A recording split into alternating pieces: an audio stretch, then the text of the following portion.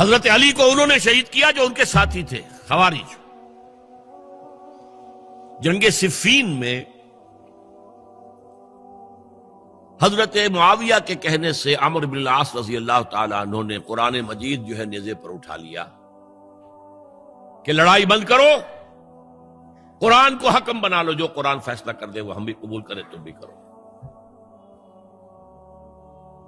حضرت علی کا خیال یہ تھا رضی اللہ تعالیٰ عنہ یہ چال ہے، اور انہوں نے روکا اپنے ساتھیوں کو، لیکن اکثر لوگوں نے کہا قرآن آ گیا بیچ میں، اب ہم کیسے ہتھیار چلائیں؟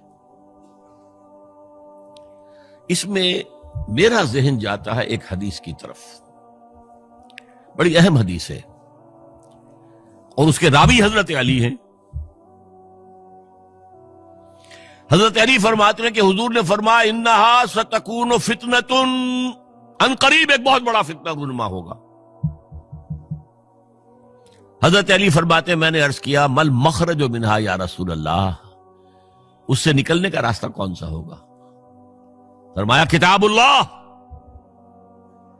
فیہ خبر ما قبلکم ونبأ ما بعدکم وحکم ما بینکم، اس قرآن میں تم سے پہلے لوگوں کی خبریں موجود ہیں، بعد آنے والوں کے حالات موجود ہیں، اور تمہارے درمیان جو اختلافات بھی پیدا ہوں گے ان کا حل موجود ہے۔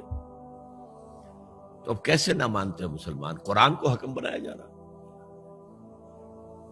بہرحال اس کے نتیجے میں جو بھی ہوا ہے یہ اب تاریخ کا معاملہ ہے، میں اس کی تفصیل میں نہیں جانا چاہتا، مسئلہ حل نہیں ہو سکا۔ لیکن حضرت علی کی خلافت جو ہے ان کے ہاتھ پر بیعت ہو گئی تھی، وہ چلی، لیکن 4.5 برس سوائے خانہ جنگی کے اور کچھ نہیں ہوا۔ وہ جو قافلہ آگے چل رہا تھا سیل رواں، وہ 1 انچ بھی آگے نہیں بڑھا۔ البتہ قیصر روم نے جب دیکھا یہ تو آپس میں لڑ رہے ہیں، اب موقع ہے میں حملہ کروں،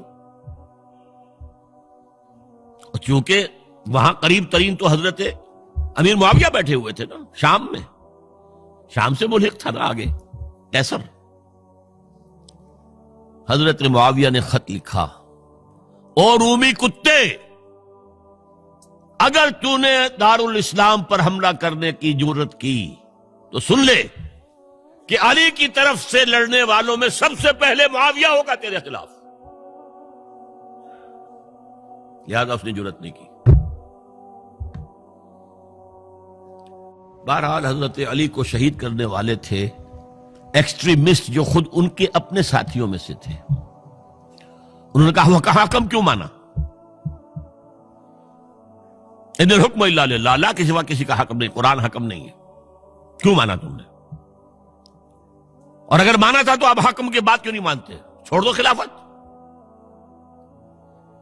بہرحال یہ کہلاتے ہیں خوارج، جنہوں نے بغاوت کی ہے حضرت علی کے ساتھیوں سے۔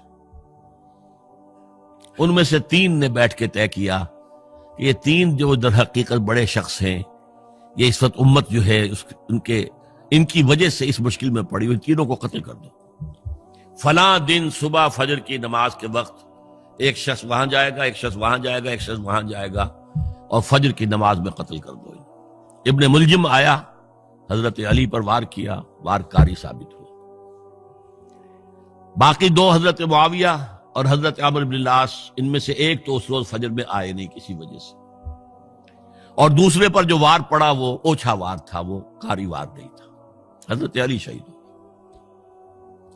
اس کے بعد حضرت حسن کی خلافت ہوئی 6 مہینے، لیکن اب جب جنگ کا معاملہ ہوا تو حضرت حسن نے دستبرداری اختیار کر لی، حضرت معاویہ کو تسلیم کر لیا خلیفہ۔